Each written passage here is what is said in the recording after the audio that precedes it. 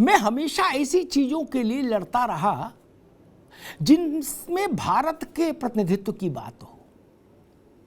मैंने 35-36 वर्ष में पत्रकार के तौर पर पद्म पुरस्कारों का आवंटन देखा, ताहिरा जी ने भी देखा, मिश्रा जी ने भी देखा। कैसों कैसों को दे दिए, ऐसों ऐसों को दे दिए। क्या घर में जो मिरासी था उसको भी दे दिया, पान लगाता था उसको भी दे दिया, जो प्रेस करता था कपड़े उसको भी दे दिया। क्या बोले गुड्डू आज तूने कुर्ता अच्छा प्रेस किया, चल पद्मश्री ले जा। क्या तमाशा बना दिया था।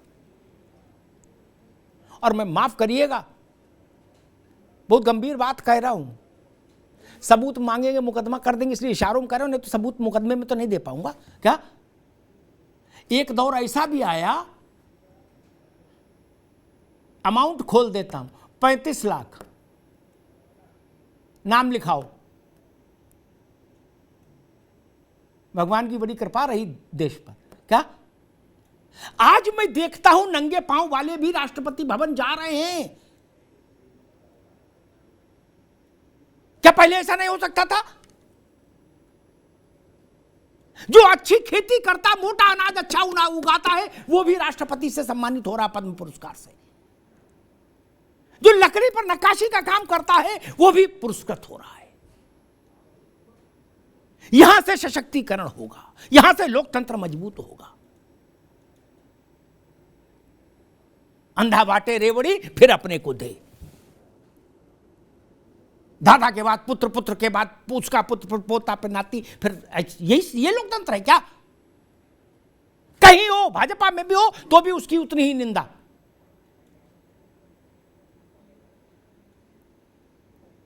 ठीक बात है।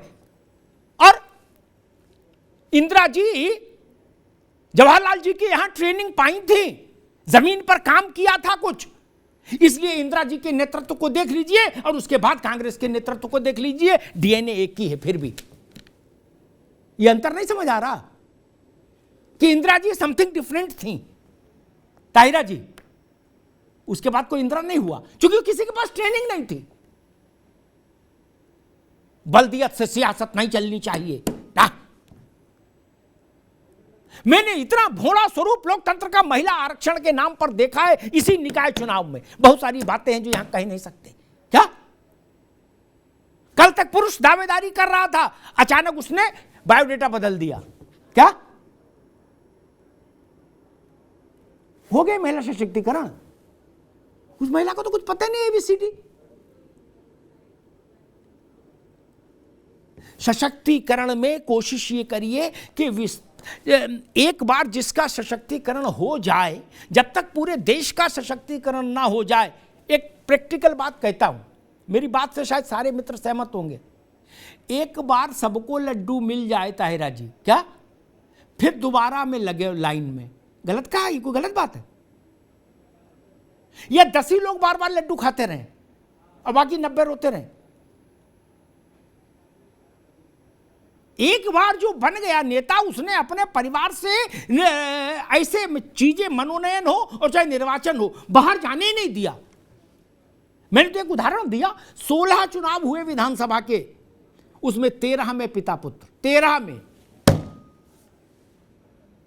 वो भी कहते हैं लोकतंत्र हमको इसकी संविधान अनुमति देता है लड़ने की। मैंने कहा खूब फूलो फलो भैया, है नाती पोतों को भी खिला पिला ताकतवर बनाओ, ये भी लड़े चुनाव। लोकतंत्र के साथ मजाक मत करिए, इससे नुकसान मालूम क्या हो रहा है? हम अच्छे महिला नेतृत्व से वंचित हो रहे हैं। पार्टियों में देख लीजिए जरा नजर घुमा के,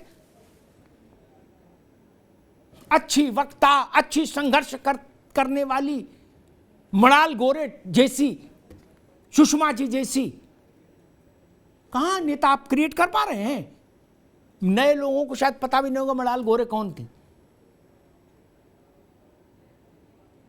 नहीं क्रिएट कर पा रहे ना आप।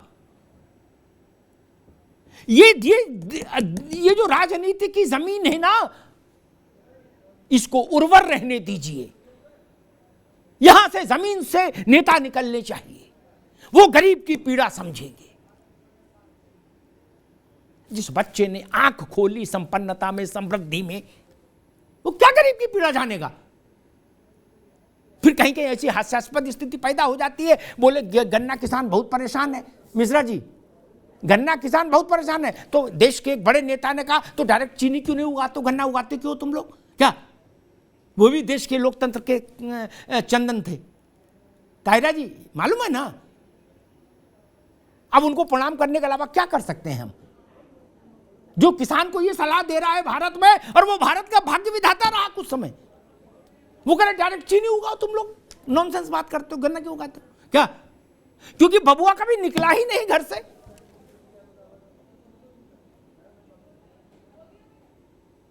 पिज्जा बर्गर खा के बड़े होने वाले लोग रोटी बनाना कैसे सीखेंगे? बताओ, सीखना चाहिए ना। लोकतंत्र की रोटी कैसे बनती है ये तो सीखना चाहिए ना। ऐसे ही परिवारवादी एक थे सज्जन, ये बात कह के अपनी बात समाप्त कर दूंगा। 84 में वो चुनाव लड़े, इंदिरा जी ने उनसे कहा कि तुमको बहुत बार राज्यसभा भेज दिया, अब राज्यसभा ने भेजेंगे, या तो घर बैठो और नहीं तो लोकसभा लड़ो। फिर इंदिरा जी खैर शहीदी हो गई, तो आदेश हो गया, तो लड़ने आए चुनाव। अचकन फचकन, बिल्कुल जवाहरलाल से भी बेहतरीन अचकन, क्या? और उसमें रेशमी रुमाल और बिल्कुल सब। जब वो घूमे उत्तर प्रदेश के एक शहर में, क्या, तो नाक पे रुमाल रख लिए, क्या? बोले बड़ा गंदगी है भाई, क्या? मैंने कहा इन रुमाल हटा लो, जो कुछ वोट मिलते वो भी चले जाएंगे, क्या?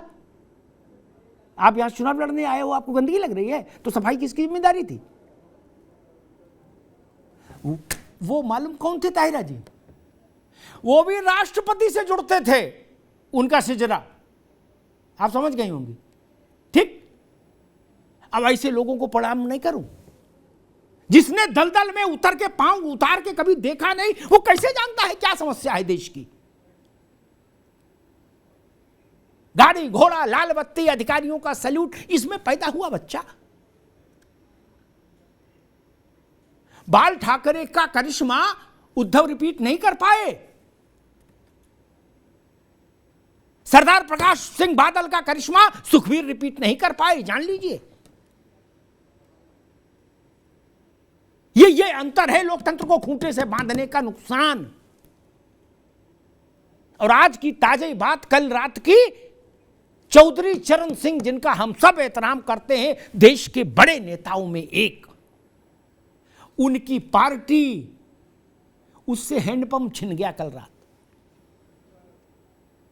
देश छोड़ो, प्रदेश की पार्टी भी नहीं रही। यह स्थिति क्यों आई? क्योंकि चरण सिंह जमीन से आए थे, उनके बाप बड़े आदमी नहीं थे।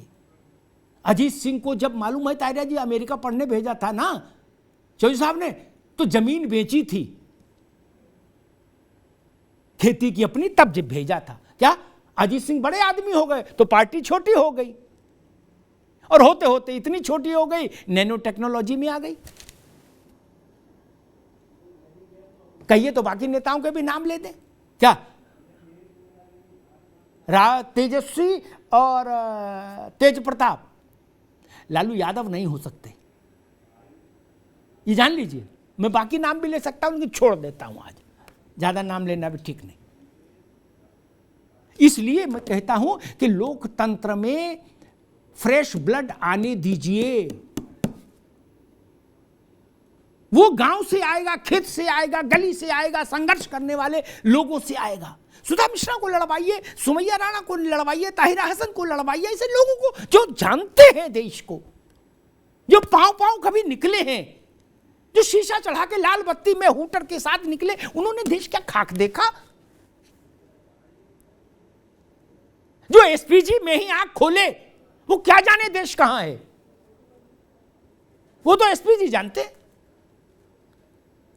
काले कपड़े पहने 6-6 फुट के जवान,